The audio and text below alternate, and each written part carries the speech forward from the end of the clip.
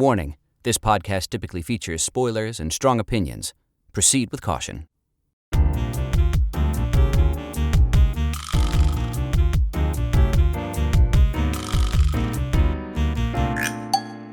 Hello and welcome back to another episode of Two Grooms, One Plot, the podcast where two married lifelong storytellers talk about stories. I'm Pavi Proczko, audiobook narrator, author, actor. And I'm Colin Funk, a childhood development expert and teaching artist. And today we're going to be talking about Beef, the Netflix series. But first, let's go for our moment of the week. That was a weird way to say that. The moment of the week. I'll go first. Are you okay? Yeah, you good? I think I'm okay. I was just like recording all day today, and my brain is a little fried. And I'm like behind, and it's just, so I'm just like anxious about it. Anyway, so deep breath. We're fine. We're talking about stories. We're talking about stories now. It's easy. It's good. It's nice. Just my mouth isn't doing it. Okay, you've been working a lot. Yeah, I get it. You talk a lot. I talk a lot, and also I speak things that are just on the page. I don't have to think of them. So now your brain just I'm just like out of practice now. Okay, so your moment of the week. Going first. I'm going is first. What we've established. We have been watching the Amazon series, or it's a freebie series, but we've watching it through Amazon. Oh yeah, Jury Duty. Freebie, yeah. Whatever I think is what it's called. I think freebie. It's like Jury I paid. Sidebar: we were like watching. We started watching it, and then there was an alert on the Prime that they were going to start doing ads on all of their. This is a story for our audience, but they were going to start doing ads. Oh yes, I forgot. And it was like, hey, warning, we're going to start doing ads, but if you want to just pay like $3 more a month, you don't have to. You can just skip the ads. And I was like, absolutely no way am I going to deal with ads anymore because I'm that bougie and spoiled now. It was like 3 seconds. No, I was just like, yep, I'm doing it. It's like immediately. I just like said, yep, I'm doing this. And then, my God, yeah. You were like, if I didn't do it fast enough, I know, it's like going to disappear. Like it was limited time only, maybe. But then the Sisyphean result is that like Freevee requires ads anyway. So the show that we had like gone on to watch, we had to watch commercials regardless. So stupid. Anyway, Jury Duty, brilliant. Quick synopsis: it's this like weird trial that it's like supposed to be this documentary of like what it's like to be on the jury, but there's only one person, like everybody is actors except for one person who thinks it's real. Yeah. And so you're like kind of following this one person, and as like all this like crazy shit starts happening, and it's so freaking funny to watch this. And it's like kind of wholesome in some ways. Like there's like very like adult situations that happen, but it's like really nice to see this like kind of sweet stand-up guy like dealing with the people around him. So cute. It's very cute. But the moment that I want to talk about is like in the first episode when they're like going through the jury selection process, and this one guy's like, I'm supposed to go on this. He's this like really meek guy, and he's like, I'm supposed to go on this vacation with my girlfriend, and I really can't have this. And so how do I get out of this jury duty? He's like talking with this civilian non-actor, and he's like, oh well, like people like say when they're like racist or something, you could just like do that, like jokingly saying that. It was a plot point on Family Guy. Yes, it's like in Family Guy Peter got out saying he was racist. Yeah, how did people get out of this? Well, I saw it on Family Guy, and you could just say they were racist. And I mean, the whole thing must be improvised because you don't know what this non-actor is going to say. But like later on, they're like doing the interviews for the jury, and he's like, well, I'm not able to be on this jury. The guy says, oh, why not? The judge asks, well, because I'm going on this vacation. Well, that's not a reason. Actually, you're going to have to stay. Is there any other reason? And he looks back to the pool of people, and he says, also, and at that point, the Ronald, the civilian, his eyes like widen into like to show this shot where his eyes widen, and then he just like shakes his head like really quickly, like no. It's so good and so good. genuine. It is so funny. Just his like all of his reactions where he's just like eyes just get wide as he like sees something crazy happening, and in that moment he's like no. It's so good. Highly recommended. Go watch it. So that funny. moment of the week. You go. You know, I think I might also do jury duty. Oh, okay. Just because one of the characters on jury duty is James Marsden. As James Marsden. Which is freaking hilarious. Playing himself. Very funny. And it's just like and he has I cannot believe they got away with that. It was crazy. It's just crazy. But it's just like him being kind of like this, like way over the top, out of touch. He's an actor. He's like in it, and then kind of annoying, but also like full of himself. But like it's so funny. Like the character of James Marsden is like, it's hilarious. Real. Yeah. But he's so good that he's like, I don't know, convincingly like kind of an asshole, but also like likable and like friends with Ronald. Like he's like becoming friends with him. It's so funny. The most recent episode I think we watched, like he was one of the big plot points is like he's like in line to get this movie role, and they're like going over this the script, and Ronald helps him with his self-tape, and it's all part of it. And then he like gets the call that he doesn't get the role, but then he like goes out into the hall, and he like his agent was like telling him like says something, and he's like who is it? Who gets it? Who gets the role? And he's like, oh no, which Chris? Don't say Chris Pine. Don't say Chris. Is it Chris Pine? Duh, please, is it? It can't be Chris Pine. Whatever he says.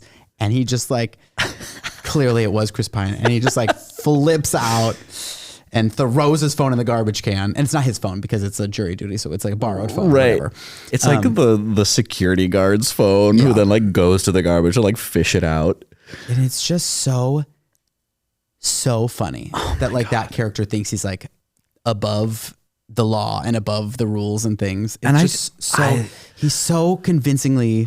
It's so funny. And I love too, just in that particular moment, that it's like he's worried about Chris Pine, and they like kind of have a similar look. Like I wonder it's like if this is like a legit like Chris Pine keeps taking my career. Absolutely. I'm joke sure that he's like kind of jokingly, but like not really jokingly. I'm sure like he's been up against Chris Pine like for a ton of stuff. Yeah, I'm sure he has. Yeah. So funny. Oh my God. Very, very funny. So he's so much funnier than I expected too. He's like never funny in anything. Are you kidding? No. He's in Enchanted? Oh, I forgot about that. I forgot about Enchanted. Yeah. He's funny in that. Idiot. Yeah, he's funny in that. It's just like everything else, like Notebook. He's Cyclops in the X-Men, in Westworld, like all those. He's like very serious. He's like tends to be more serious. He's 27 Dresses. He's been in a lot of like sitcom-y things too. Weirdly, things that I haven't really watched.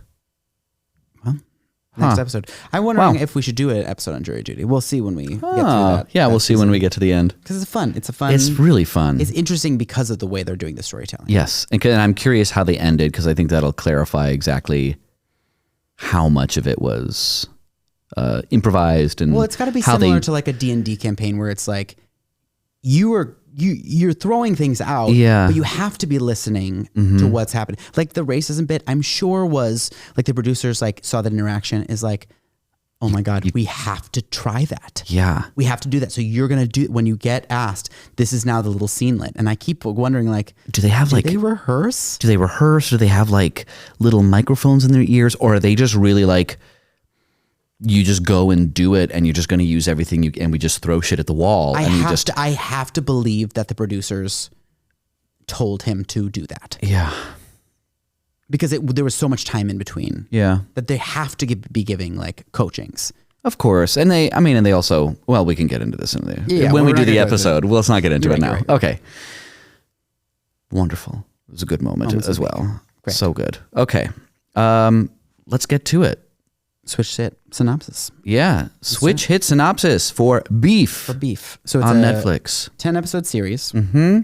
It starts with the There's Danny. There's Danny two and protagonists.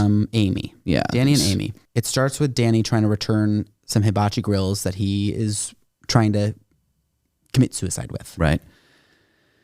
And then But then he's refused. He's leaving. He's like backing up into the car. Amy's character honks at him. He gets mad at her, chases her down, and she keeps cutting him off, flipping him off. right. And Though they get into they like get a into road rage incident. that turns into like a series of revenges. Yeah. And so it just keeps escalating. Yes. Where it's like slow burn, and then something like really big happens where it's like he thinks it's the husband, and so he comes to the house to try to like do something, meets Ali Wong's character Amy, and then they get along a little bit at first, and then he realizes it was her the whole time, and so then he like pees on the floor. Yeah. But she's been masturbating with a gun at the time. It's just you get to see how these two characters, their lives are kind of a mess in different ways. In very different ways. She is very wealthy. She is about to make this big deal. And I mean, enormous deal. and she's already wealthy, and she's going to be even more wealthy. Deal. But she wants kind of out, and she's overworked herself and wants to spend time with her family. The deal so that she doesn't really have to work anymore. Right. Essentially, Danny he owes money to his criminal cousin. His parents are living in Korea. He's trying to build a house on some land that they own that they're like about to lose because they don't have the money to keep it. And his business is like going down the toilet. Yeah. He's like a construction worker. And so he's like very low rung, low class. But like isn't looking for handouts, like really cares about building himself up from nothing and is like very stubborn about it. Yes. And so they both kind of have different, they're trying to get kind of to this place of success in their own ways, and in their own ways are very discontented. And then when they have this instance where they've run into each other in this road rage thing, and it just like allows them kind of to like let loose and really live in their rage. They both clearly have some sort of mental health things going on. Right. Some general depression and things like that. But there's something going on that there's like a shared life angst between them, and they don't know how to handle it within their own lives. And they're kind of like, they're trying really hard to escape it and avoid it. Right. In the way that they're trying to handle their lives. And when they come up against each other, we see in that first episode, they like find like a kinship. Yeah. And we see that juxtaposition of like, these are two people who are so similar that it's either they love like each other or they hate each other. Or they're mortal enemies. Yes. And they become mortal enemies right quick. Absolutely become mortal enemies. And so then she's trying to like, they do a bunch of stuff to each other's cars, and then she's trying to get revenge on him by like giving him bad reviews. And he's kind of doing the same, and like, so she like tries to seduce him using like her employee's personage, like uses her employee's photo to like create a ghost account. And then, but she ends up like making friends with his brother, who's like part of the company, because they share the company. And so like the brother starts like having this conversation, these conversations with her. And then, he starts becoming friends with her husband. Yes. So it's like this. They entangle each other. They start entangling each other into each other's lives, using. But not with each other. Not with each other, to kind of get at each other. And you see, and both of them, there's moments of like, I'm using these other people. I really shouldn't do this. Like, and not only should they not do this, but they actually end up like liking the other person. Yes. So then they're like, shit, this isn't right, and I don't want to do it. So you start seeing these glimmers of like, they're actually not like evil, bad people. They do these, like, they're not just like, I guess, I mean, they're bad people in like what they're doing, I guess, if that's like the definition. We can talk about that too. That is absolutely a question that this series brings up. Is like, what defines a bad person? Right. And like that's absolutely a big part of what's happening. Right. And then, but they obviously have conscience. Like they have, well, of course, kind of limits to what they're willing to do. But it kind of gets out of hand because it's like every time they decide they're not going to continue, they're going to like give it up, something has already been set in motion where now the other person's actions directly impact the next thing to like throw them off their game. Right. There's big swings and big consequences for a lot of their actions. Yeah. And it's wild. It's pretty, the whole, I mean, like it stacks and it keeps escalating. And it's like uncomfortable. There's a tension that stays through. Like, I mean, like literally, there's like a shootout at the end. There's a shootout. I mean, like, because there's like really his criminal cousin is involved, but it's like they both kind of end up getting a little bit of success. She gets her big deal. He gets his company off the ground. Granted, it's because he's like stolen his criminal cousin's money and framed him for the whole road rage incident. But it's like for a good almost a year, they're like thriving. But then everything kind of like bubbles up and isn't able to stay right under wraps anymore. And the cousin gets out of jail. They get involved in each other's lives again, where they're like each responsible for the money that the cousin requires, and she ends up giving them kind of the keys to the castle for her boss, the one that has like this given her this big deal to like rob her house. This stupidly wealthy woman that's like has more money than she could ever even think of things to do with. Yeah. And it ends in this, robbery that turns into a police shootout. People die. And it was like an accidental kidnapping. Yeah, accidental kidnapping of their daughter, of Amy's daughter, George's daughter. Yeah, and then Amy and George kind of like George takes the daughter away, Junie away, and like gets like a court order that she can't be involved anymore, like almost immediately. But then Amy finds Danny, who's survived the shootout as well, and they like drive each other off the cliff. Yeah, another like road rage. Yet again, they like fall off this cliff in their car, get in this big accident, and then they're just like lost. They're lost in the foothills of California. And they're both very injured. Her ankle is clearly broken. There's a gun involved. She breaks his arm. Yeah, she breaks his arm. Then they eat bad berries because she's like, I'm a plant expert. Go find these berries. That's her business. That's her business. Deal. She does plants.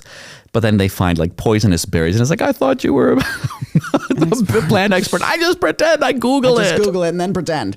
But they have this like crazy. They trip on these psychedelic poison mushroom or poison berries, and end up.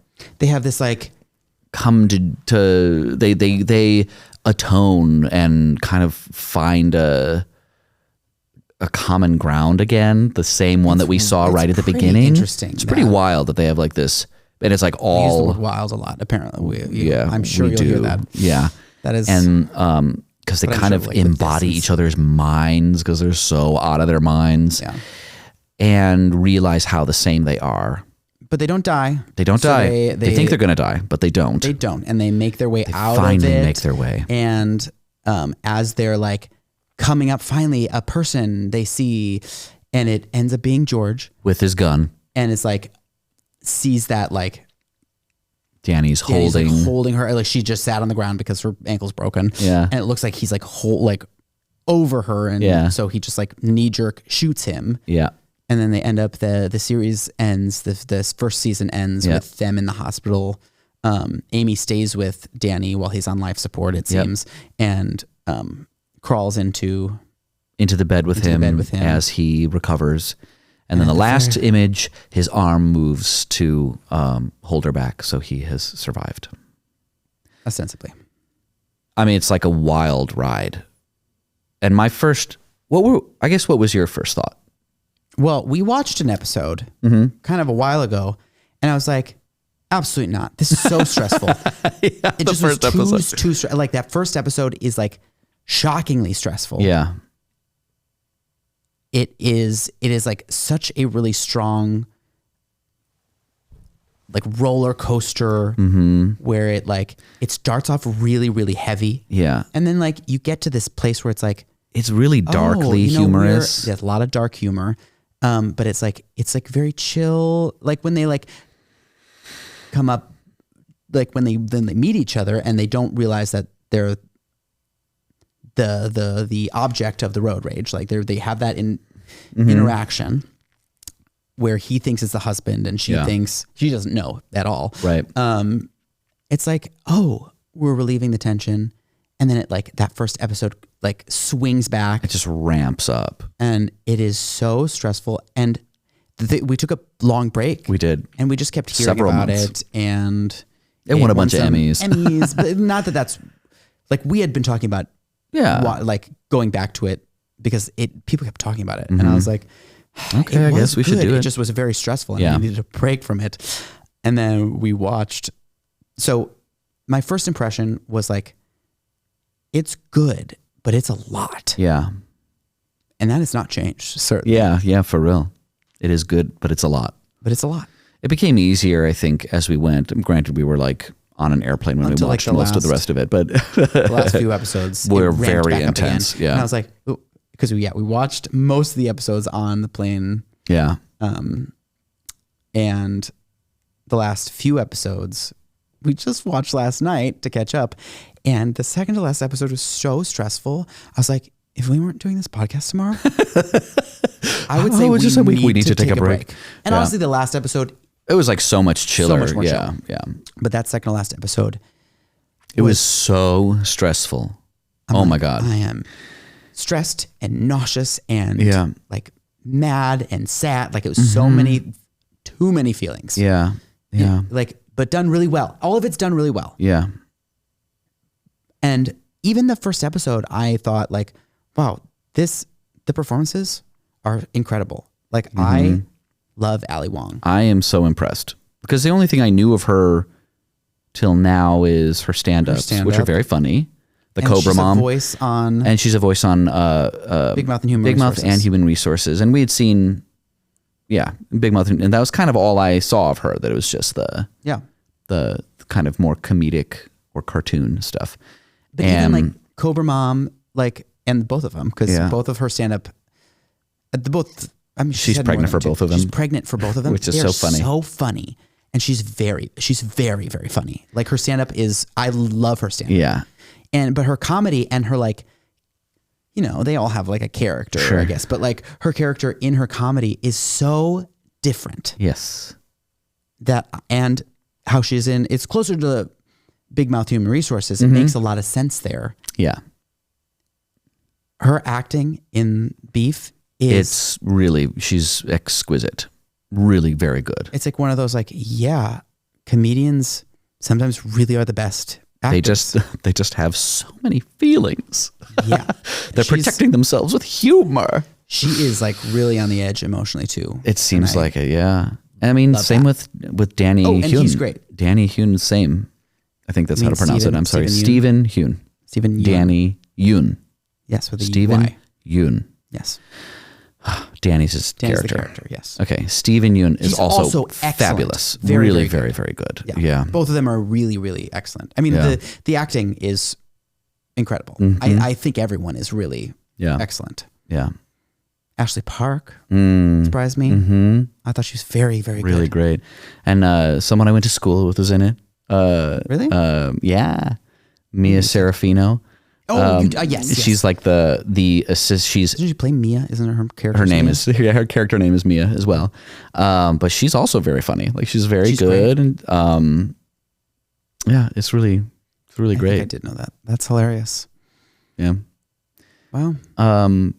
So that was cool to see So someone like I at went the to beginning, school like, with. even at that first episode, stressful, great. Performances, impeccable. Yeah.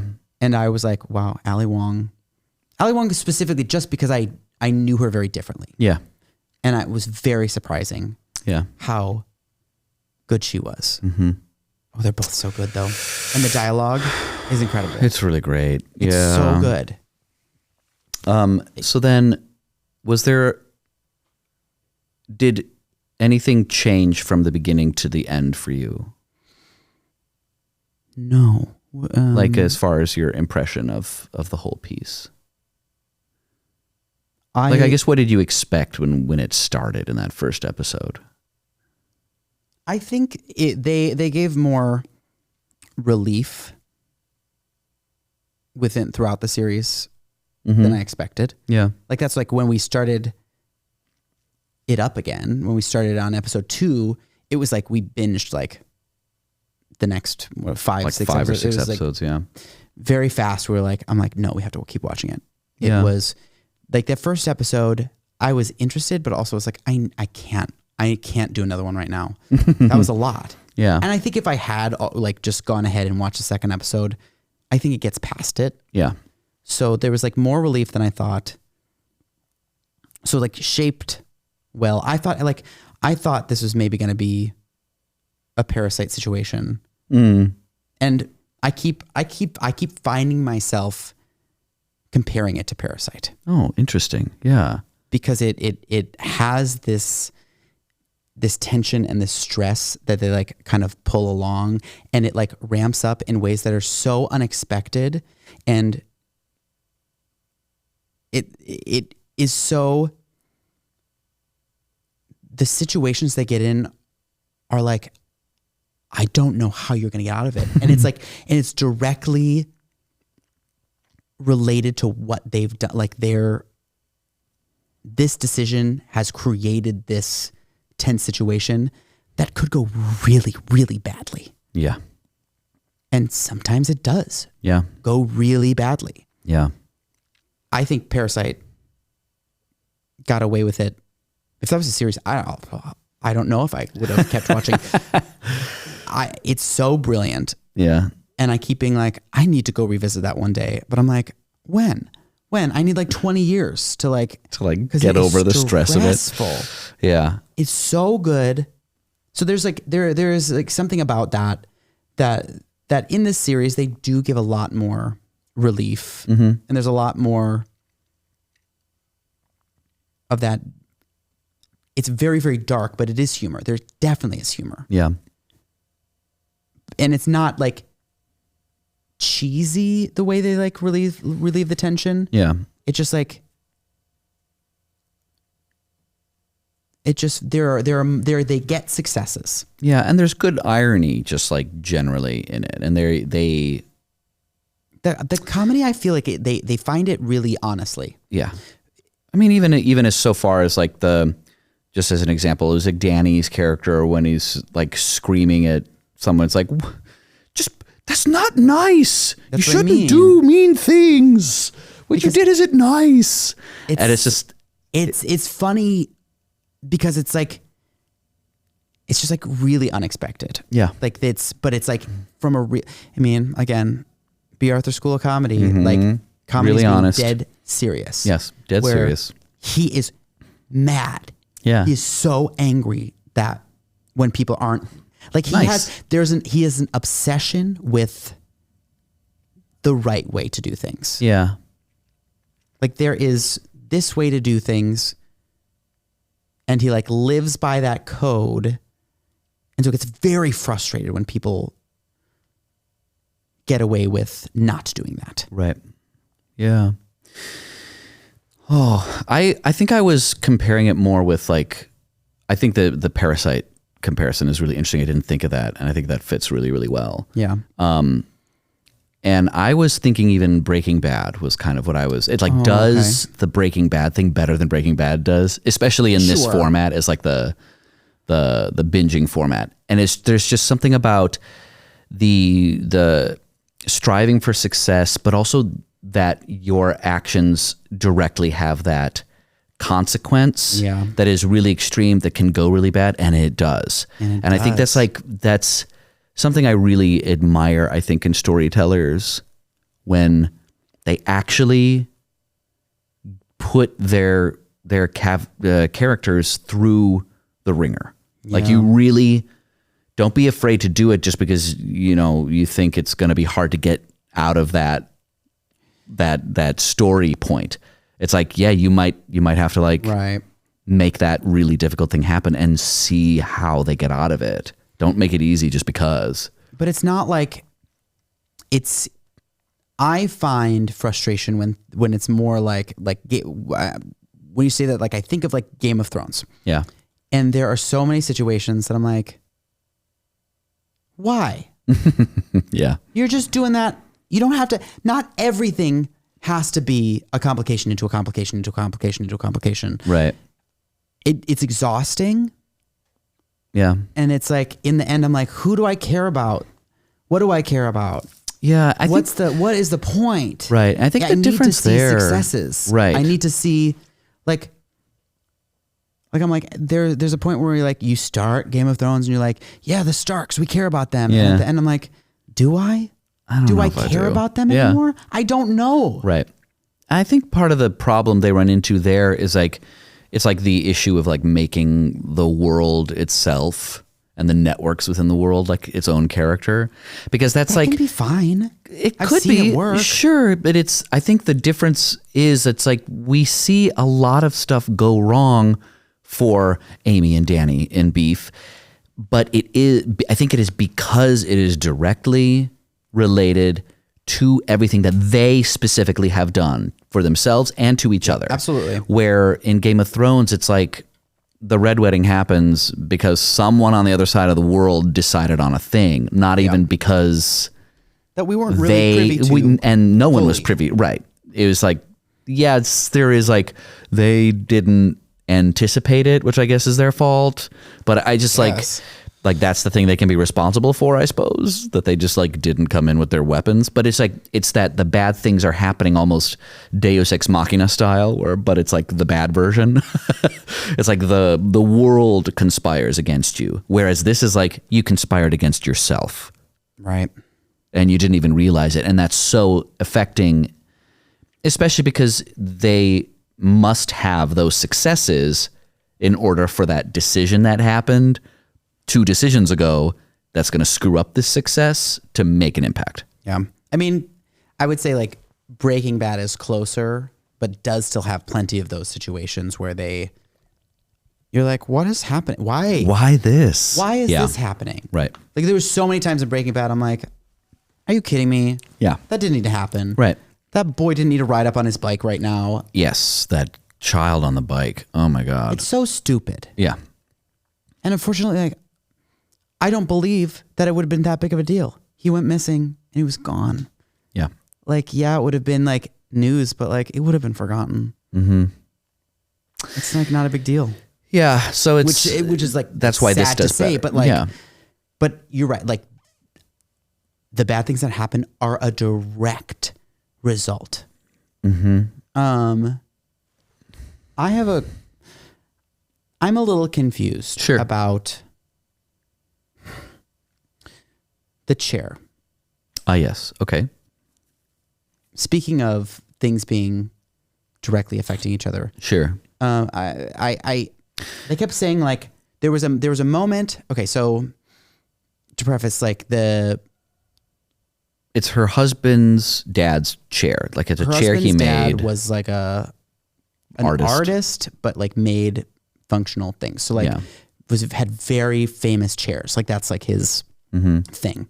Very famous Tamago, something like that. Yeah, whatever. However you pronounce it. And he was like, not going to sell it, not going to sell it. And they did sell it. He did sell it to like help the deal go through that big deal with the fancy woman. She wanted to buy the chair. That was like part of the things that were happening.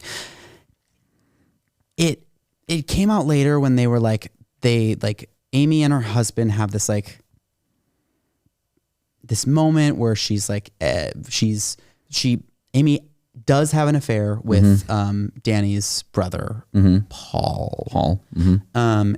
So few Pauls in characters. Thank goodness. No. Hate Pauls.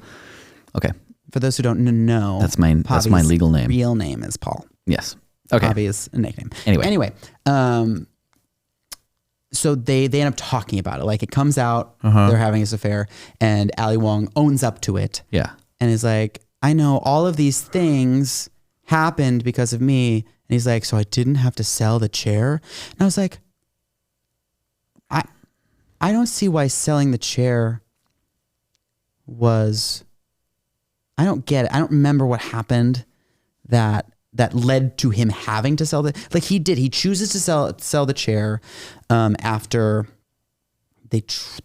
they're getting robbed. Yeah. And like the mom takes the hit for some things. Like the husband's mom. Right. Takes the hit for some of the things that Amy has been doing. Like she does it on purpose, like the mom does. Right. Wanting to make sure that this relationship stays intact. Yeah. Because she finds value in the relationship. Right. Very interesting. It is very interesting. In like more interesting ways than you would expect. Yeah. It's not, she's not so as simple as antagonistic like, so much of the time. Yeah. Yeah. It's really interesting. I think that character is fascinating. So interesting. Yeah. Same. But yeah, I don't remember exactly just like the why chain of exactly events. he was like, so I didn't have to sell the chair. Yeah. Like why he sold it in the first place. He wanted to speed up the deal, I think. Yeah. He wanted to speed up the deal. But why? I don't remember why. You know, I don't remember either. Maybe it really is just like, well, if I had known all this had happened, we wouldn't have come to this point. Maybe. Where it's like, I wouldn't have had to sell the chair. I wouldn't have to do any of that because we wouldn't have been in this position because I would have divorced you then. Yeah. I don't know. I think it was something else.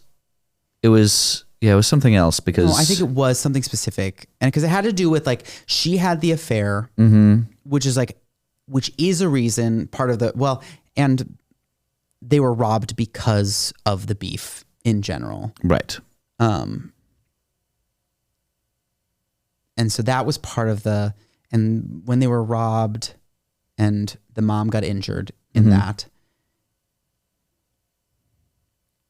that's when George offered to sell the chair. Right. But I don't remember why. I don't remember like what the reason was. Yeah. Well, part of it was like his mom was having all that money issue and she was like, yeah, she didn't want to sell the chair. She was going to sell other pieces of art.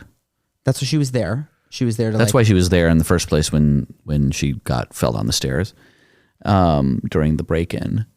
But he did end up, I don't know. Let us know. Comment. Yeah. Show us the logic of that. That is one thing. I think I might have just like missed something because I'm just not. I know. I mean, I don't want to say that that's like a plot problem because I honestly just don't remember. I don't know. Well, in the end, it wasn't clear enough, but that neither of us are remembering this. But it does seem like it is important because it's a setup for why Amy goes back to Jordan in the first place. Right. So she's going to try to convince Jordan to sell her back the chair. Right. So that's it ends up being at least everything is important. There's they really pack things in, and everything that happens, everything they say, everything means something. Right. They're so specific. Yeah. And it is, but not in an obnoxious way. They're not hitting you over the head with it. Yeah. But everything is relevant. Right. Yeah. They keep it simple, but also it doesn't feel, it's like complex, but not confusing. Right.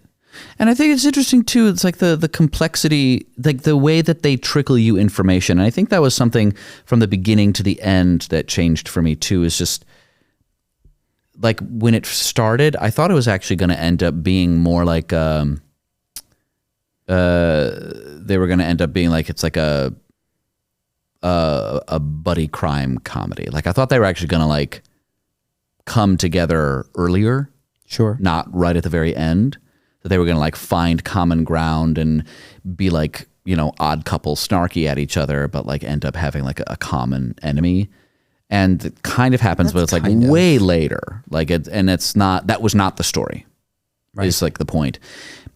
Because you end up finding out so much more about their pasts and about their lives. Yeah. And about the things that they have done even before the beginning of these events. We don't even do that till the end, though. That affect us. Yeah, right. That's true. But it's that the way that they like make. We don't find it out until we need to know it, which is like brilliant. Perfect. And so we're given just basically the facts of the situation, events, until it's like, okay, what exactly is going on here? I have to show you. So now we're going to show you their childhoods. We're going to show you earlier in their lives. They do it really interesting where like each episode is almost different. It's almost a different genre. Yeah. Almost. It's like slightly different styles for each episode. They're slightly different modes of storytelling. Yeah. So like the flashbacks that's like a feature of one of the episodes. Yeah. And that last episode was very, very different too. There's like they play a little bit with the actual medium. Right. Like it feels, but the reality genre like changes contemporary a little bit. art about the whole thing. It feels abstract. It feels the whole. I mean, they like abstract art feels like. It feels like it's in abstract art. Mm-hmm. You know, you talk about film being in like can things be pointillism? Can they be impressionism? Like I love seeing those like these fine art this concept modes manifested in it can be really interesting. Yeah. Like I think a movie can be impressionist. I think a movie can be pointillist. I struggle. The only piece of media that I can even think that it's pointillist is Sunday in the Park with George, and I see that it's pointillism, and I'm like so uninterested in it. I'm so bored by it. But I get it. I'm like, I get it. It's clever. It's smart. It's done well. I'm so bored by it. But I like seeing, and I think to do anything like that in a film, it has to be, it's a light touch. Yeah. That's I feel like abstract. Paris Je t'aime is kind of pointillism. Yeah, you can say that for sure. Yeah, there's something. It's like an offshoot of impressionist, but it's these little splips like that. Yeah, but absolutely. These episodes, each one is a little bit different in how it handles itself, like how it.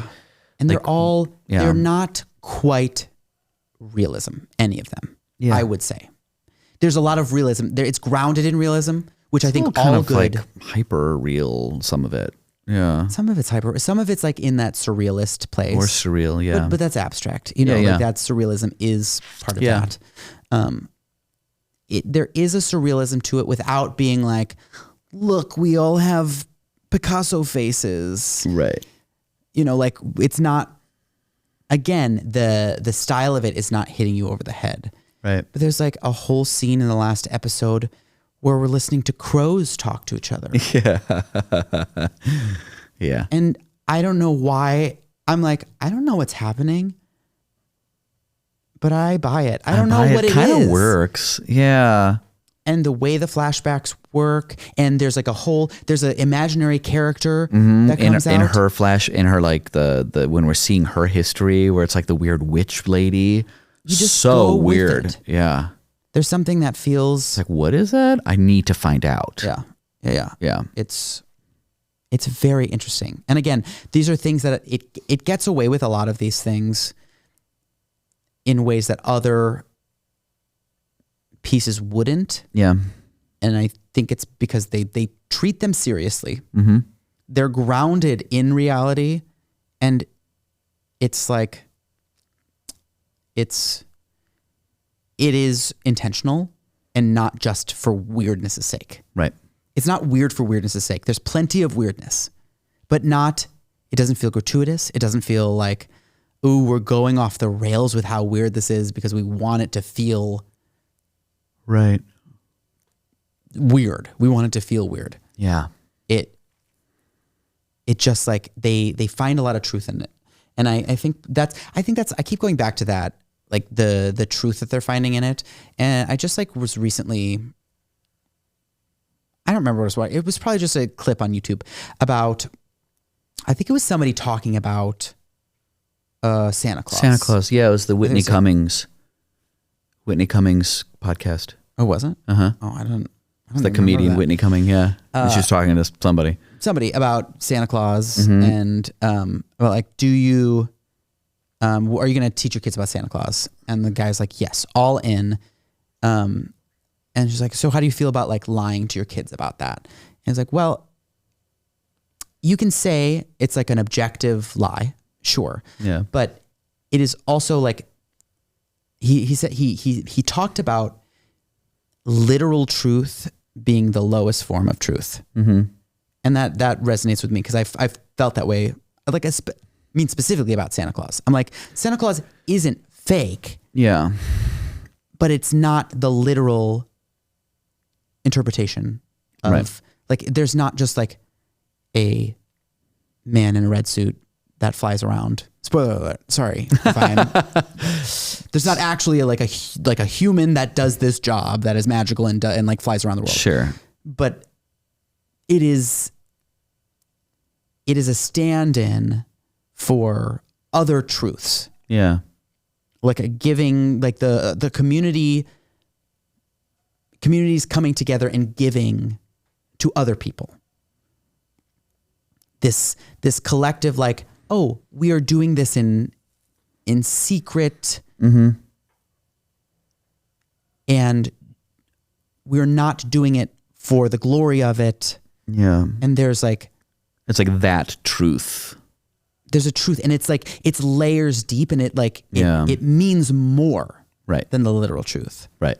And I think, you know, there's plenty of films that are deep, and they're heady and they're metaphorical, and films, TV shows, any sort of media. Yeah. But there's something that I was able. It wasn't like guess what the truth is. Yeah. It's almost similar to. It does even better than like Poor Things kind of does the same thing where it's like, it's always talking about some real truths. Yeah. Like I can see them. I can see what we're getting at. Yeah. Even though we're talking in kind of riddles and metaphors, but not really. Like we're and even the situation in that movie is like, this is a non-real situation, but we're getting at something real. But they use some of the devices they use within the show are not meant to be necessarily literal. Right. And they get at bigger things, and they're not like complicated.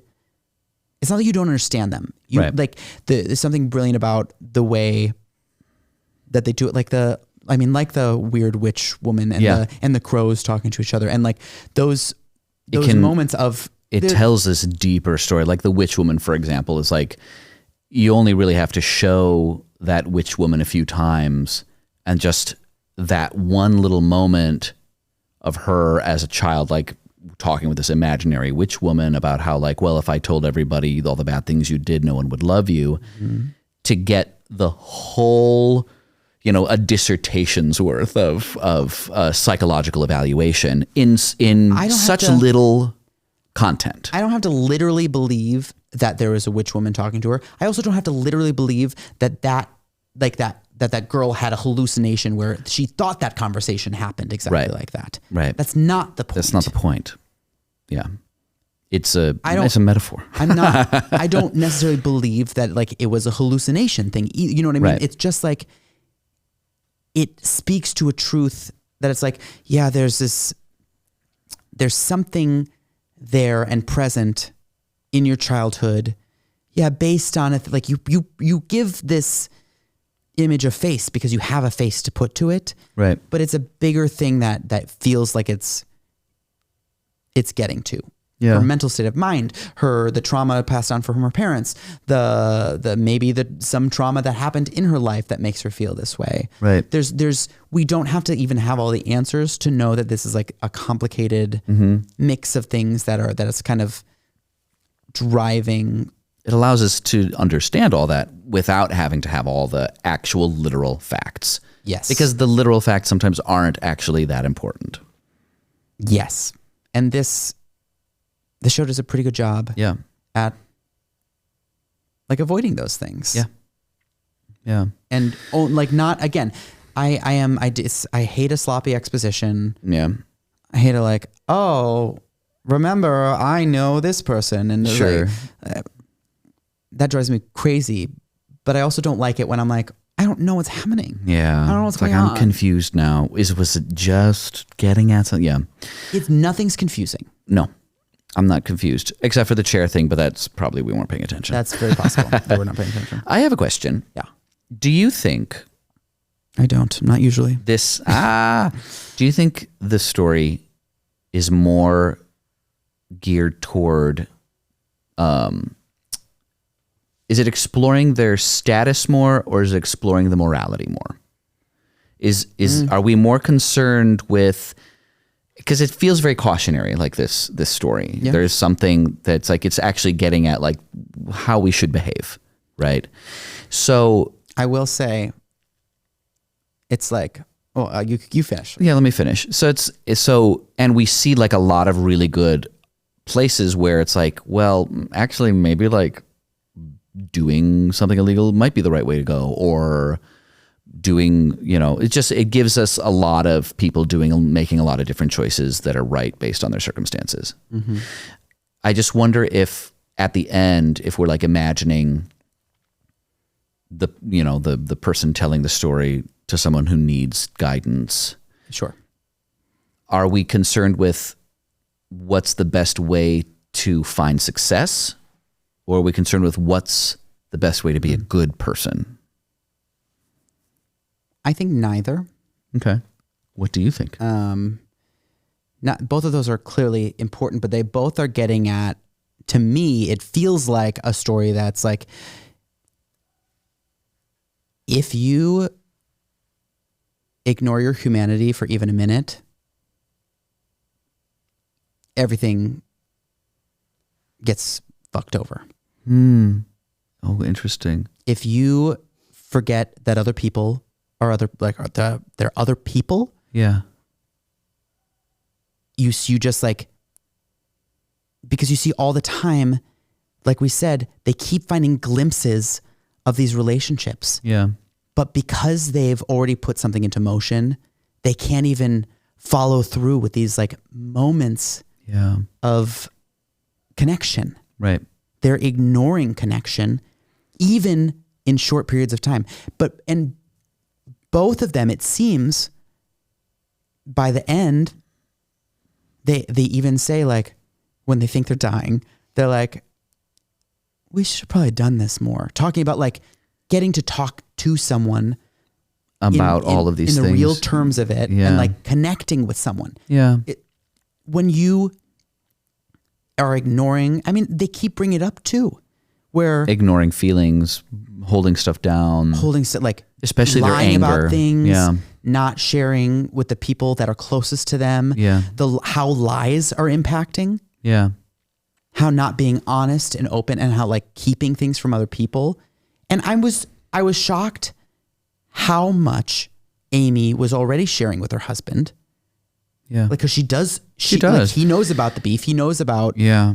Like, but he's also like, she's just like totally unseen. I thought that was interesting too. Is like, I was talking about that with my writing coach. It was like, do you think it has something to do with like being seen? And like literally, it was like before we'd watched the last episode, and it's like literally said, like, it's like, isn't that just like what people want? She says in the last episode, just to be seen. Yes. Yeah, there is that like a see others to be seen lesson. I mean, because like it feels like it's filtered through. Like, obviously, these people are at an extreme place in their lives. Yeah, and there's a danger in following through with the any sort of heightened emotion that is like anti-connection. Yeah. I am mad at this unfaced person. I don't know what this other person looks like. I just know that they're like, he thinks it's just like some man who cuts him off and flips him off. So it's easy to be mad through like without actually having a connection. Right. It's easy to be mad at another car. I get it. I'm mad at other cars all the time. Easy. Yeah. It's so easy to be mad like and to like deperson the other. They're not human. They're just. I think that's a huge piece of what this is because it's about being seen. Yeah. It has to be a two-way street. Mm-hmm. You can be really good for each other in every single way. You can have an amazing marriage.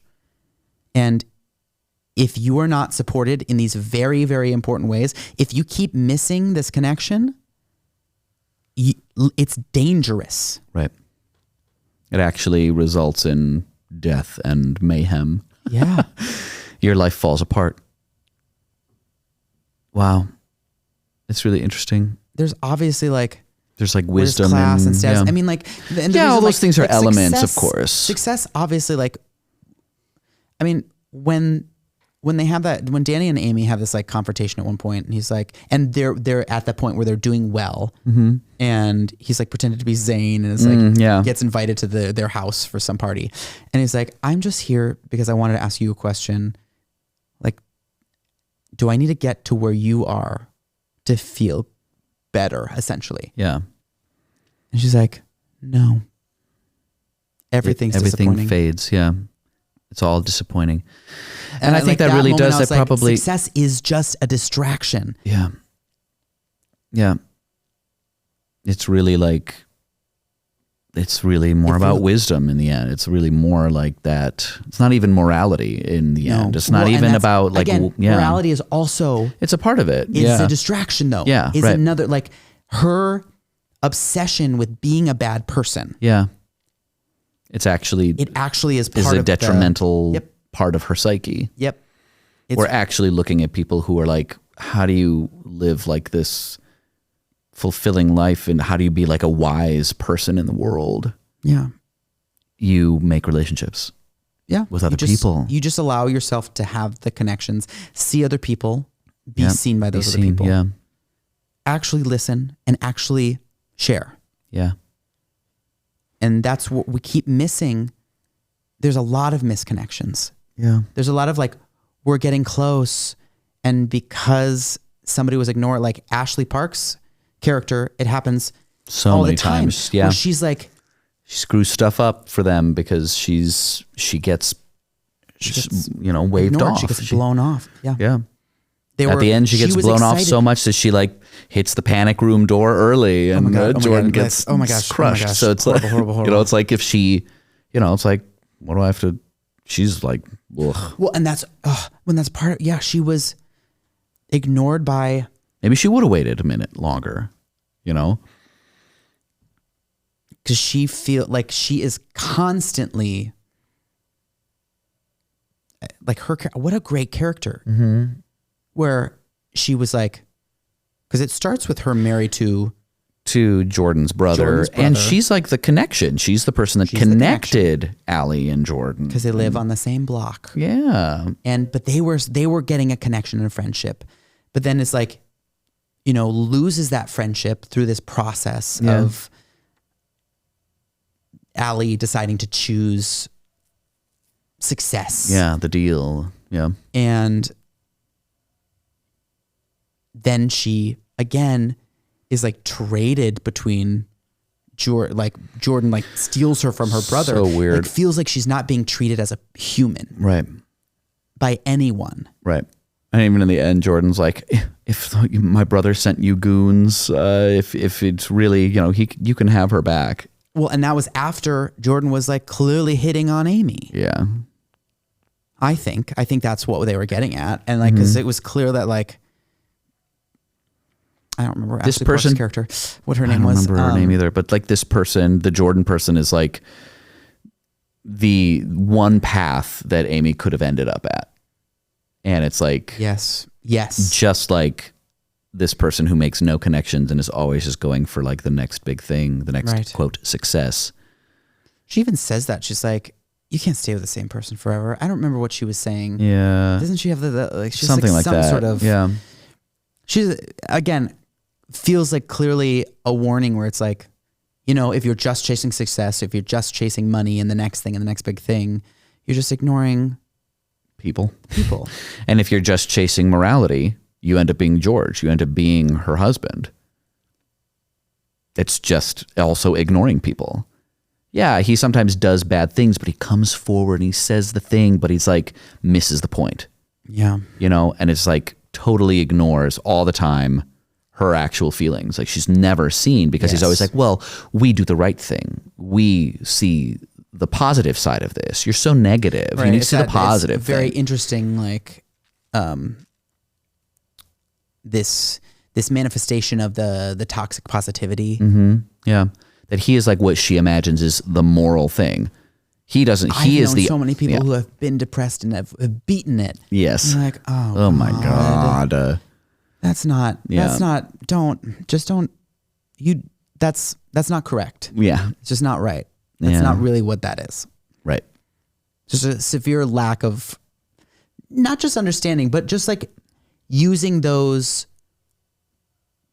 It's using any sort of framework as a way to ignore what's in front of you, especially interpersonally. Right.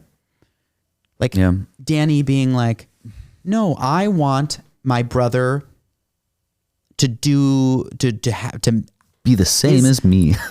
I want us to be the same. I'm going to throw out his college applications. Whoa. I'm going to keep him down so he's always at my level. I'm going to like make it so he has to work for me. Yeah.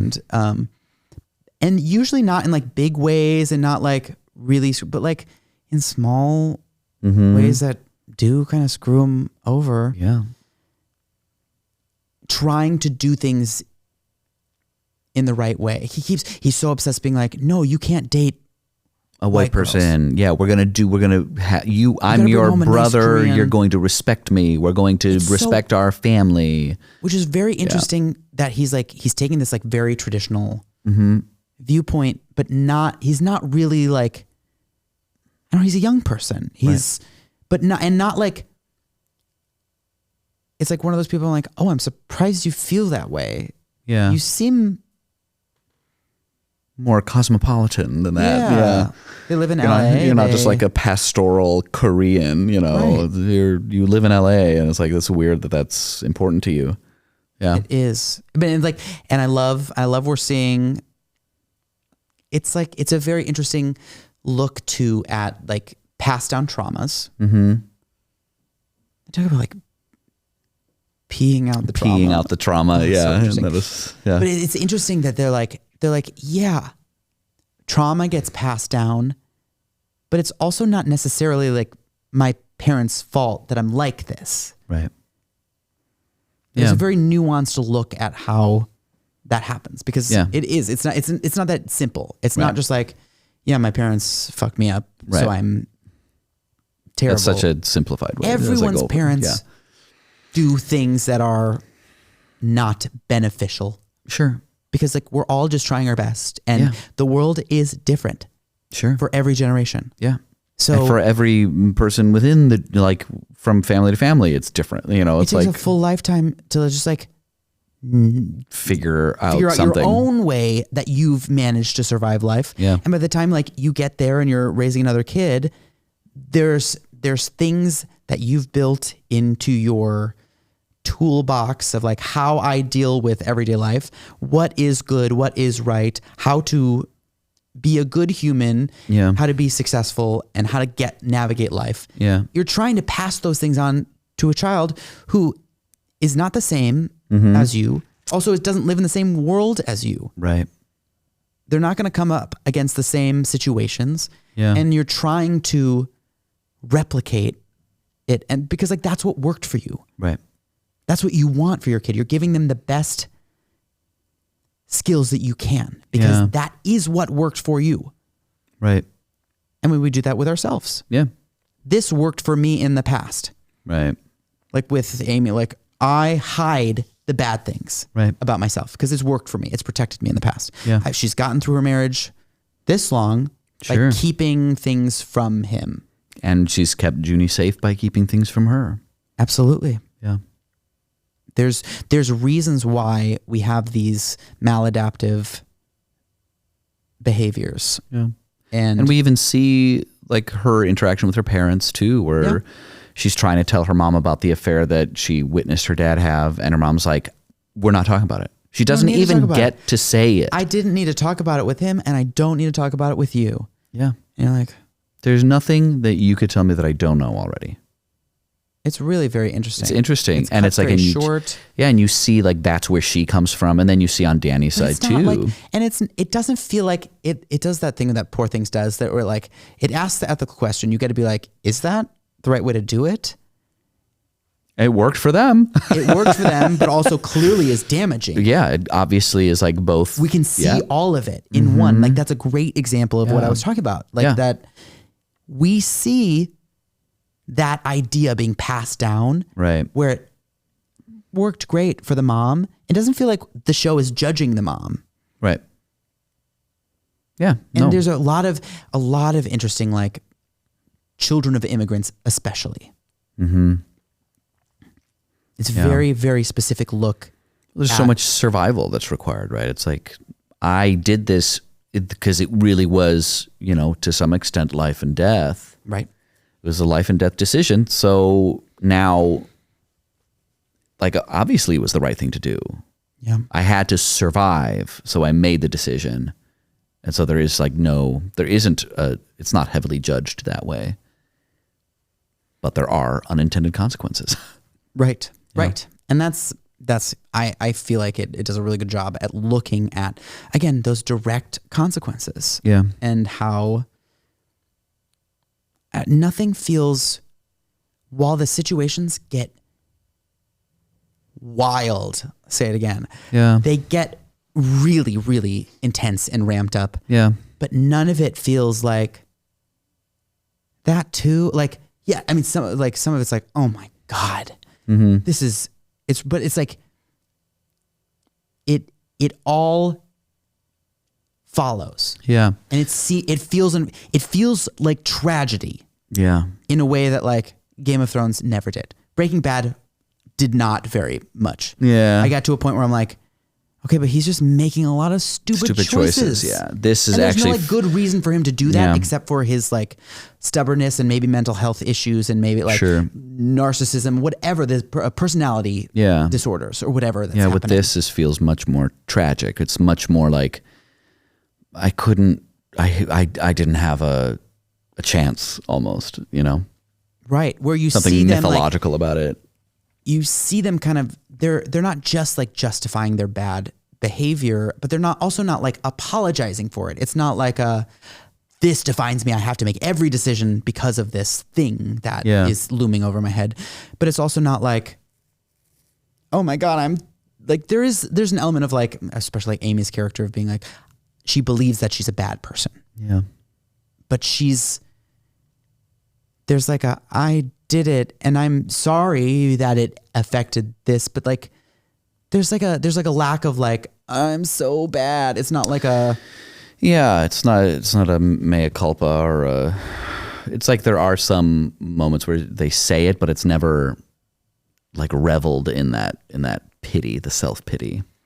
I think it's interesting too that with just everything you've brought up about parentage and children, what a great thing to remember as a storyteller to incorporate parents and children into the story, because you really get to see, it's just like, it's like a really fast track. It's fast track, easy way to get to see like backstory, how people are brought up, but it also like is insights like to the character themselves. insights of the characters themselves, and also they're really great foils in a lot of ways, where it's like Absolutely. you get to see people who ostensibly are like very similar I think deal with things differently. Yeah, I think the design of like the characters and how they play off each other, it's like it feels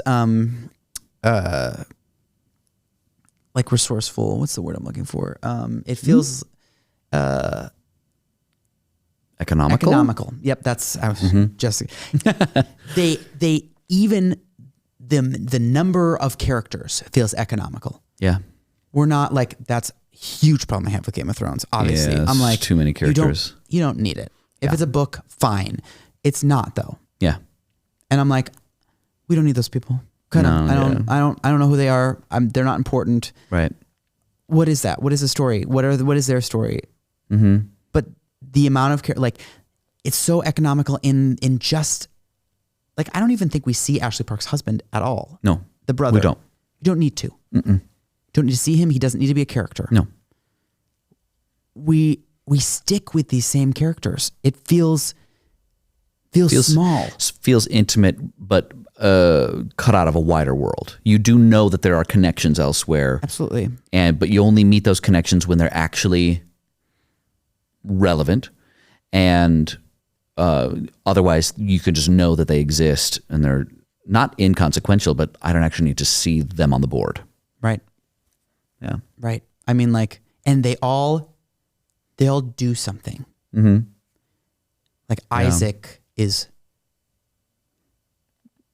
I mean, horrible. It's horrible. But like again, a foil to Dany. Like this is what Dany would be if another family member. Like we said, like there's very interesting to see the family connections where there's like, we're also looking at duty versus right.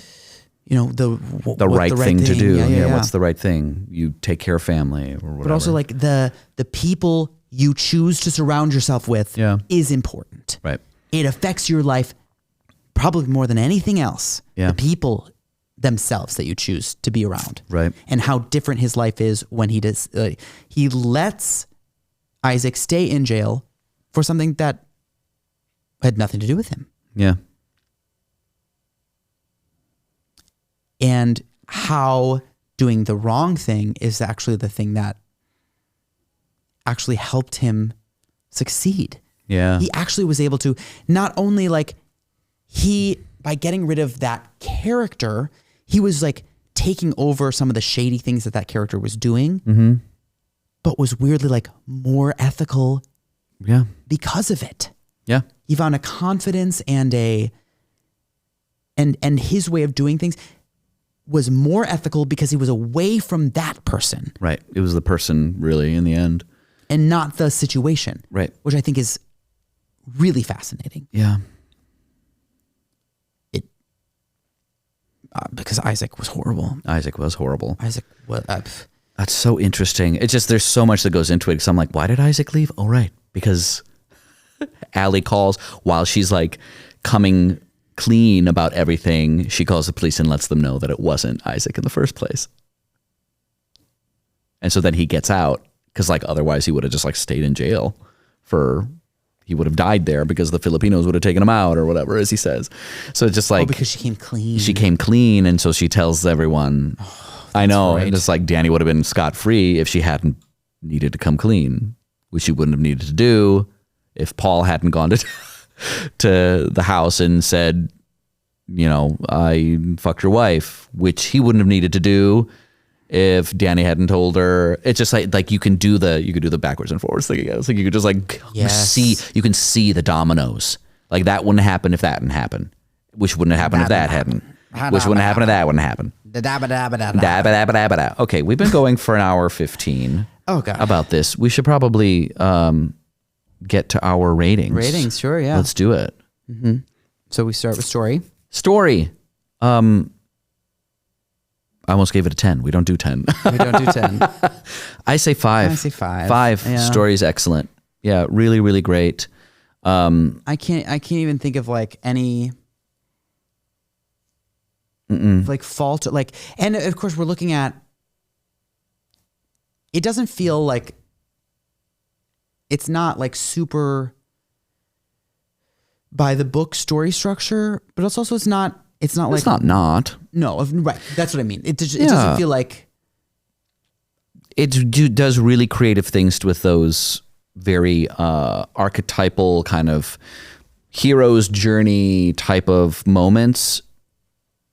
You see them kind of manifest in these like interesting metaphorical ways. It feels that like are a great. classical story. Yeah, it feels like Yeah. Like a drawn out rivalry. I mean, like, Yeah, for come real. on. It's like, that's very like one of the oldest Gabriel stories. Garcia Marquez. Like I'm watching like an old early 1900s Spanish novel. I feel like we, you know, there's been so many stories over the years where it's like, yeah, their conflict with each other destroyed everything around them. Like that's, it's a very classic story. Yeah. But it's like a very human and like small take on it. Yeah. When I imagine it's like big countries, war. Right. It's usually like this epic kind of almost a war story a lot of the time. Sometimes not almost a war story, but like actually a war story. Yeah. Yeah. But this I think the story is a 5. There's one thing that I can imagine critics might dislike, and it came up because do you want to save it for unearned? No. Okay. I just want to mention it because I disagree with the criticism preemptively. Okay. But it's just that moment when she's in bed with him and he wraps his arm around her just at the very, very end. I can imagine someone saying, oh, it just became like a love story. And I just disagree because it didn't. It didn't. They are not. It is not not a romantic love story at the end there. There are elements of like love story, but all we know is they made a connection. And they were seen, and she's close to a human. I'm like, it is not about them like falling in love, rivals to lovers. No. That is not what it is. The thing is, like, I also wouldn't be mad if like they were to do a second season and they like a romantic. And if it did, situation blossomed out of it, but that's not what. This was at all. Yeah. I don't believe that for 1 second. Mm-hmm. Yeah, and I mentioned that because my writing coach was like, "Oh, they don't become lovers, do they?" And I was like, "Not that I know of. It does not seem to be going that way 8 episodes in." No. And then in this last moment, I was like, I could see someone with an overactive imagination looking at it. You're always going to be mad at that, though. Yeah, and I'm just like, that's not what it is. So it's a 5. And I don't believe that that's what it is. Yeah, 5. Yeah, 5. Okay. Technical. I loved it. It's a 5. I think it's a 5 too. I think the script is excellent. I think the performances are excellent. But I think like going back to like the style of each episode and like they start with these like really cool images. Like each episode has this like very strong art image. Yeah. Like right at the beginning when they say beef, it's like beef and there's like really cool art. Really cool art with the art title is involved in some of the plot. Art is a big piece of it. I mean, like the design. Like George is an artist. He has very, very specific vases with like bulbous things on it that he makes. The chairs, the architecture is a thing. Like everything is really it's nicely shot. There's the acting is impeccable. The faces, the close-ups, like seeing her angry face. Maybe I'll hold on to that for the Oscar moments. Sure. Yeah, I think it's great. I think it's a 5. Yep, 5. And rewatch value. I'm going to just give it a 4 only because of how stressful it is. Yeah, I was going to even go lower than that, I think, because I'm not sure I'd be able to do it soon. I think I might do a 3 or a 3.5. Okay. Let's say 3.5 because I think it's like worth watching again, especially if they do come up with a second season. I might want to see it again. Yeah. Especially considering how like domino-y it is. It's like I might need to know everything that happened. Yeah, I'd rewatch it. Because it is so interesting to see those dominoes fall. Do you think, now that we're talking about it, like is wanting other people to see it part of rewatch value? Ooh, that's interesting. Because just I don't know if I want to watch it again. I'd want to watch it, but I really want other people to see it. Yeah, I think maybe that's not a bad criterion in there. Yeah. Because that is interesting because it's like not everything is like, I don't want to see Schindler's List 1,000 times, but I do want someone else to have seen it. Right. It's worth watching. It's like the Ring. Yeah. You gotta pass it on. Move it forward. The Ring. Yeah, I would say so. Sure. I think that's rewatches and like maybe we rename it or something. But yeah, no, I think like that because I think that's a part of it. Rewatch value. I think that's fair. I think so. Mm-hmm. Yeah, because it's like we talk about things like I really like Saltburn. I'll be like, you should watch it. You should watch it. I want to talk to you about it. Yeah. But like wanting people to watch it so I can like talk shit about it is different. It's different than like, oh, it's really good. It's great. really like worth Parasite watching. Is like, I we want talk you about to the have rewatch. experienced that. Yeah. I think it's important. I think it's, Yeah. I want to rewatch it even though I know it's going to be hard is part of it too. Yeah. I avoid watching it because of the stress, but I'm like, Which is part of it. how cool is that? I still believe that is part of the rewatch value. And not everything has to be a perfect 5 Yeah. in rewatch value. If that And makes sense. I think maybe I'll give it a 4 also for the stress reason. That might not be appropriate for everyone. I might have difficulty turning it on. I do think I want people to experience I'm gonna tell that. everyone Watch it.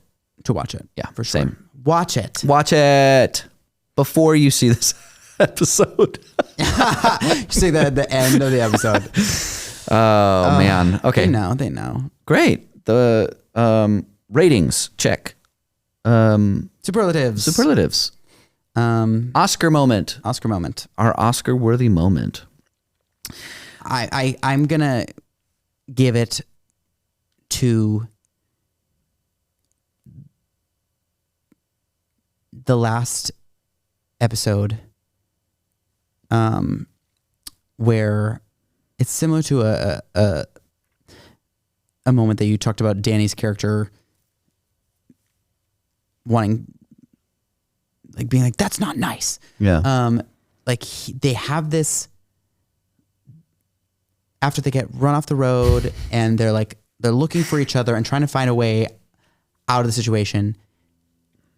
Like she's still like, they're mad at each other and they're yelling at each other. And she's essentially like, you need to help me. Mm-hmm.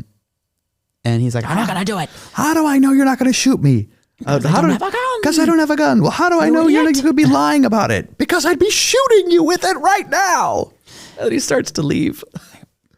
No, because you're not using nice words. Yes. You have to use nice words. Yes. Oh my God. And it's like, there's something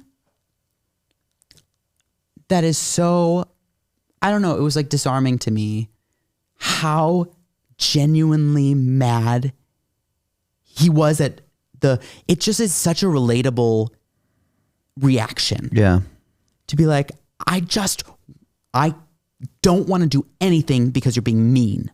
Yeah. I don't want to do it. I don't want to listen to you. I don't want to help you.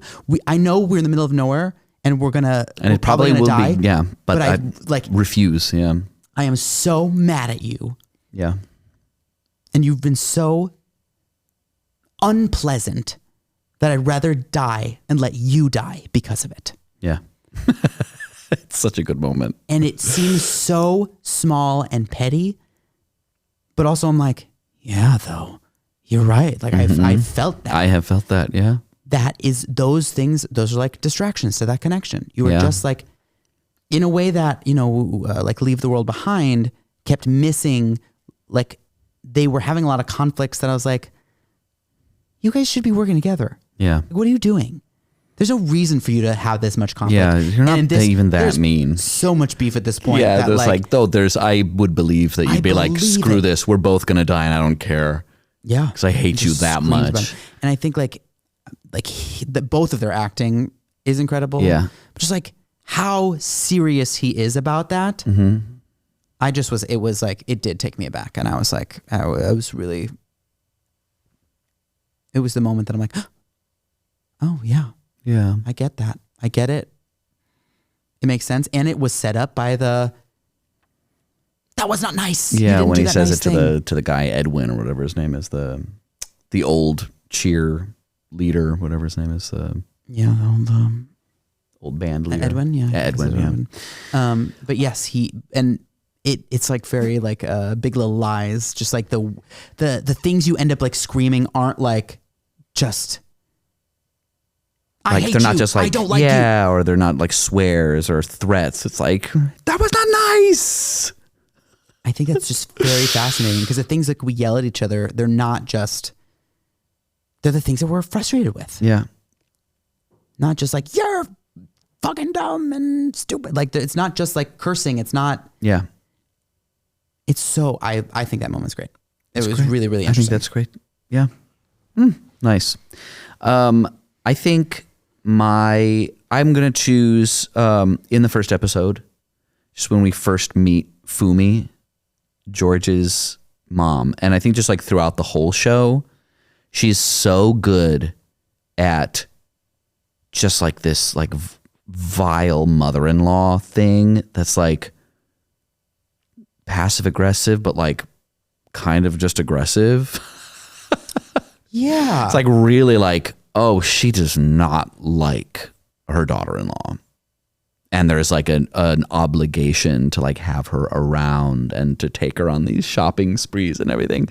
And it's just like so fascinating to see that character kind of have like just those two different kind of faces that she shows. But what I think is really what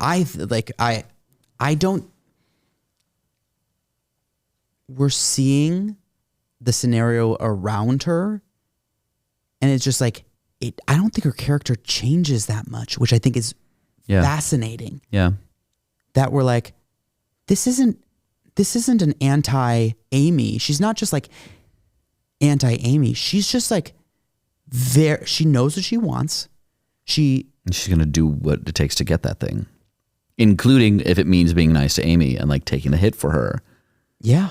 Yeah. And it's not like I did it even though I hate you, because that's never part of the equation. Right. I think that character's arc is so interesting. Yeah. Because you're like, oh, it was different than I thought it was. Yeah. Yeah, what she was doing, it's not different than what we thought. Yeah. But it also is completely different. Right. Yeah, she probably doesn't love Amy. Mm-hmm. But that was never. It's not about that's that. not about that. Yeah. She was never like holding a grudge. It's not like she's like, you're bad. Like, it's not her. We inject an inner world on her because of what we perceive. Right. And like, while some of it is accurate, it's also not the actual story. Right. I don't know. I think it's just fascinating. Was so interesting. Yeah. And like seeing, as far as moments go, just like seeing how like the really backhanded things she says to Amy are just like brilliant. And it's really interesting. They really they're pretty good at, I think the series does a good job at taking some of those tropes. The vile mother-in-law. And kind of flipping it on its head. But not like, not a lot. Not like, surprise. She's actually a friend. Right. It's like, there's just more going on here. That she did that, but kind of not. It actually is in line. It's exactly with what everything she's been doing. Mm-hmm. Yeah. I think it's fascinating. Very interesting. Truly. That character. Very, very interesting. Unearned moment.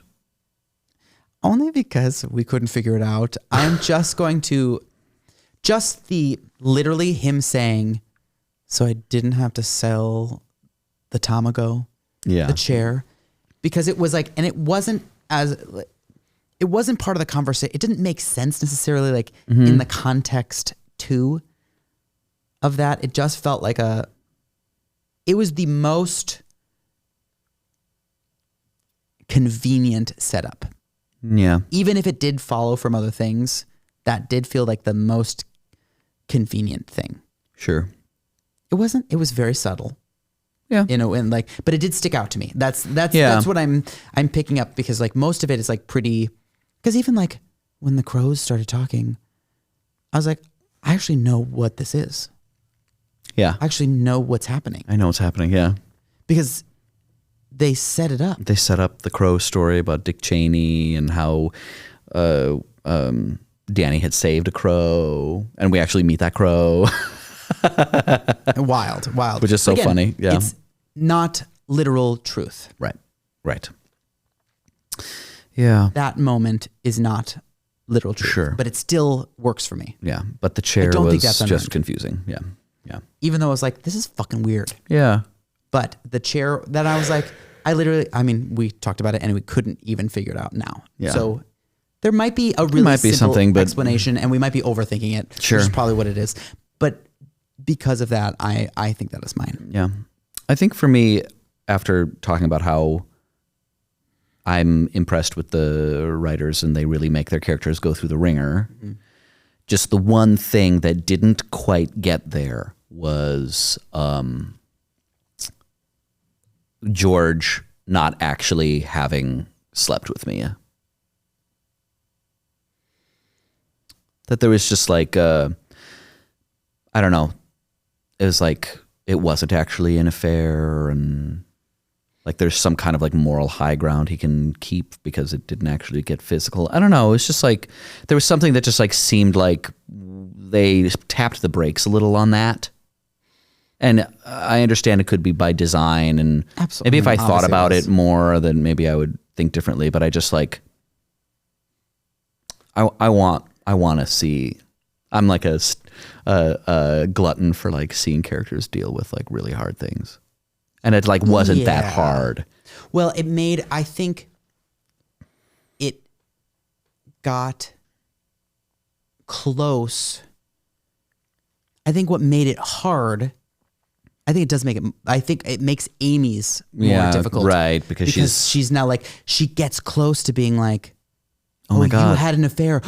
You had an affair, right? Like there's like a, wait, did you have an affair? Yeah. And he's like, you could be like, oh, we're the same. Right. Right. And it's like, oh, no, didn't actually get that far. Yeah. It just is, that's and then it's the like complication. a complication.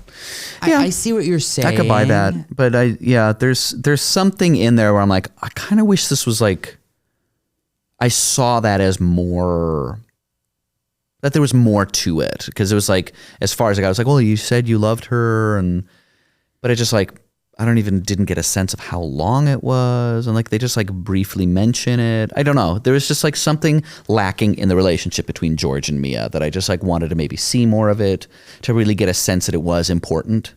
Because it just didn't feel like it was that big a deal. And maybe it wasn't, I guess, is the point. And maybe he built it up as more, because she ended up leaving and was like, do you know of any job openings?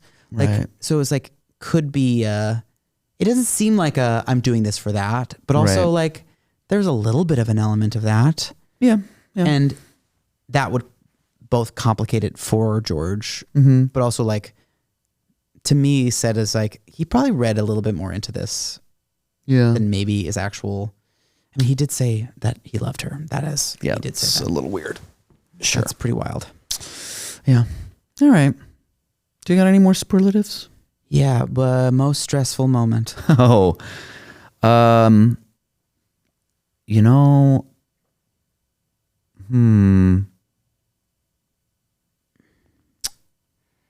I think when, I guess like, it's like when Isaac finds out that Junie is like the missing child. Like as soon as Isaac gets involved in the accidental kidnapping, I'm like, oh, this is not going to go well.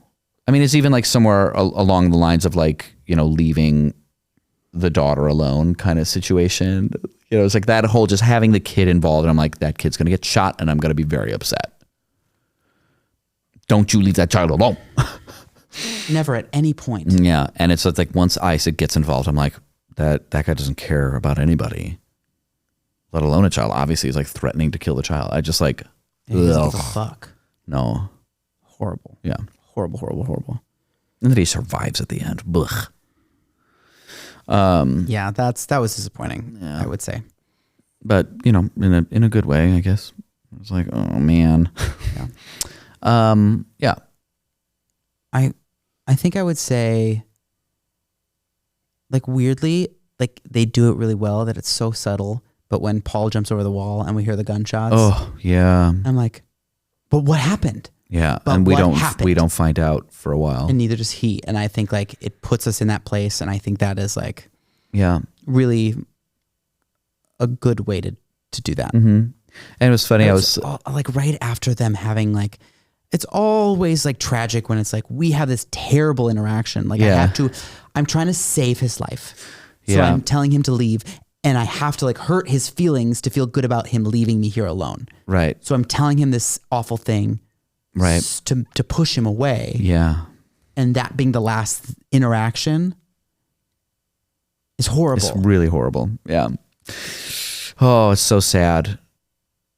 And the right thing to do. But So sad. And But maybe it wasn't. maybe it wasn't because then he gets shot, but he doesn't. He's fine. Well, he might have. We don't know. Oh yeah, we don't know. We just know he he's alive. survived. Yeah. At least that long. We don't know. Right. We have no idea. Yeah. Yeah. It's He interesting did, he too. did respond to his text. Yes. It was So like, we I'm know blocking you, which is so funny. It's like, oh my God, he's alive. But then the message is like, I'm blocking you. You're not talking to me ever again. Yeah. He's like so happy about that message. Incidentally, it's just, that is when I was like thinking about like who theoretically could have been like kind of the narrator of this story. I just always kept casting Paul in it because he's the one that has like a connection with both of them. But then when I was like, oh my God, does he not survive? It can't be him. Like 5 years down the road, Paul's telling the story. Or like 20 years later, he's like, yeah, I have this story about my brother and the woman that I had an affair with. And I was like, oh shit, he died. It blows my theory out of the water. But he's fine. He survived. We'll see. I don't know about that theory. Yeah. I don't know how I feel about that. Yeah. No. I don't know if I have another superlative. Yeah. Best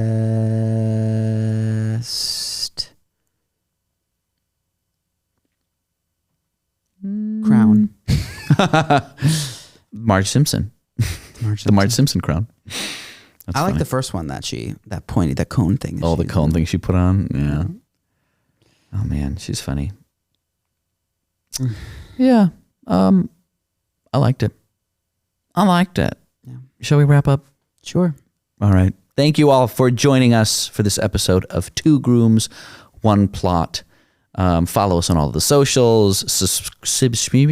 Subscribe. Oh my God. Subscribe to the show on YouTube and wherever you get your podcasts. And we hope you'll come back and see us again soon. I'm Pavi Proczko. And remember, beef is great, but relationships are better. And stupid. And I'm Colin Funk. That's just like so close to what I was going to say. Okay. And I'm Colin Funk. And remember, crows remember. They do. All right. Bye. Thanks for listening to this episode of Two Grooms, One Plot, a Pavitas Productions project, hosted by Colin Funk and Pavi Proczko. This podcast was produced by Chicago Podcast Studio. Our opening cartoon was created by Gloriu, and our theme song was composed by me, Pavi Proczko. If you enjoyed this episode, please subscribe to our podcast on Apple Podcasts, Spotify, or your favorite listening platform. You can also follow us on Facebook, Instagram, YouTube, and TikTok at Two Grooms, One Plot for updates on new episodes and behind-the-scenes content. If you have any feedback, comments, concerns, or kudos, you can email us at twogroomsoneplot@gmail.com. Please rate and review us wherever you can. It would help us out a bunch. Thanks again for listening, and we'll catch you next time.